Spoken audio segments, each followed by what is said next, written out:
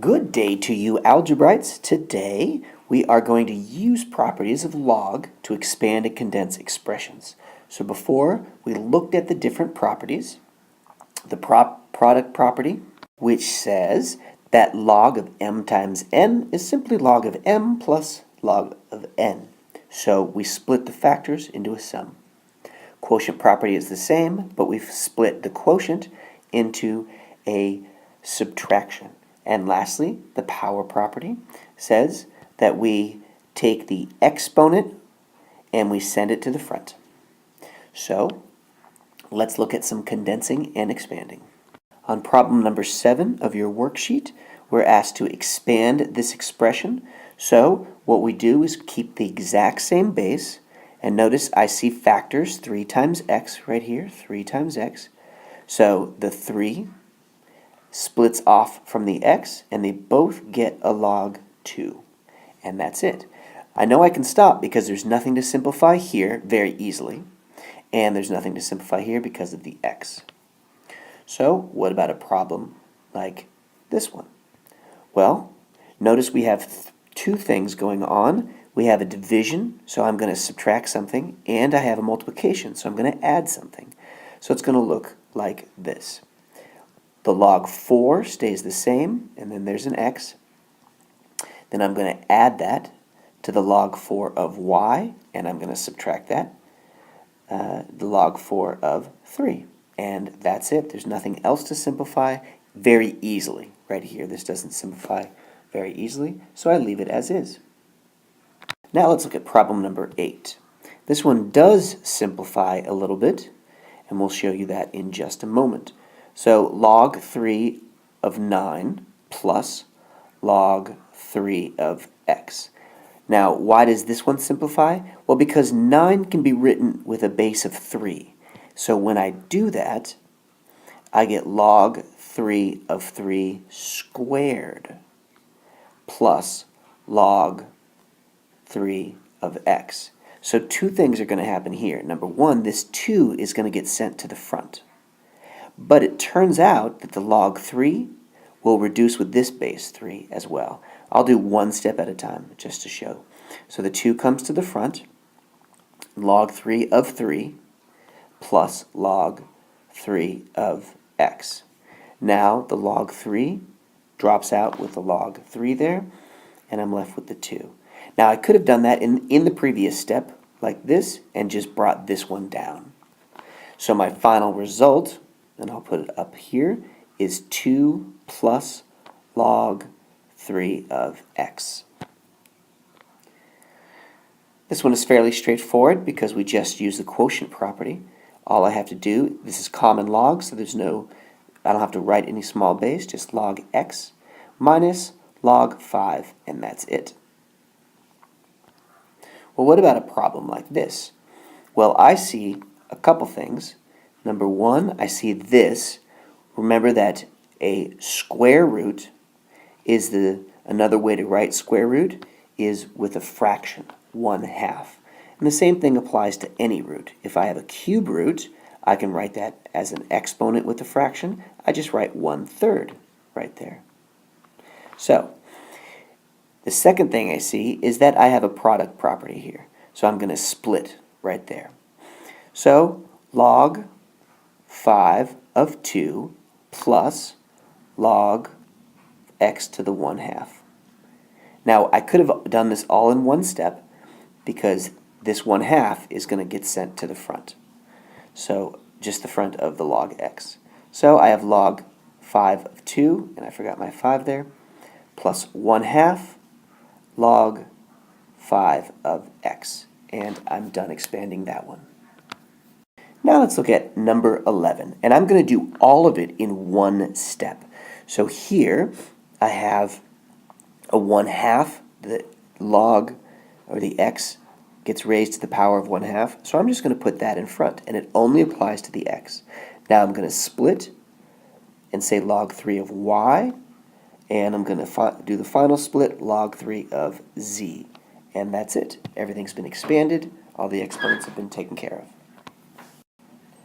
I've now moved to page 2, and we are asked to condense the expression. So we just have to use the property to bring things together. Well, notice that both of these have log 3, so I can now rewrite using only log 3. And since I have here a subtraction, that's going to become a division when I put it together. And there we go. How about number 18? Well, log 4, log 4, log 4, so they all are going to be log 4. And I notice that I have an addition and addition. So all of these become product together. Productified, 5xy. And that's it. And we can have it in parentheses or not, like so. So what about numbers 17 and 19?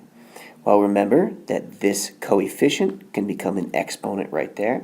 Notice I have log 5, so they all can come together, and I have a plus.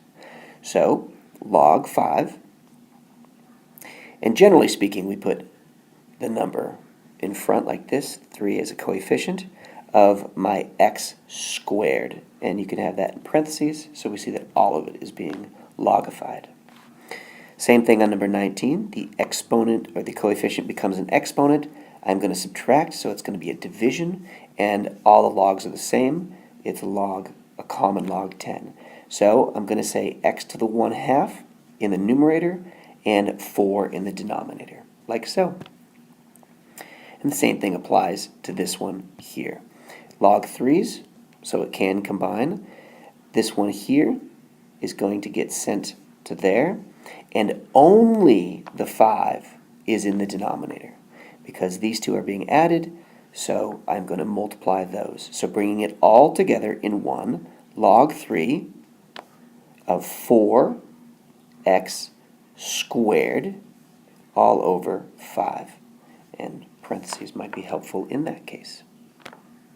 And the last one on this page will be number 20.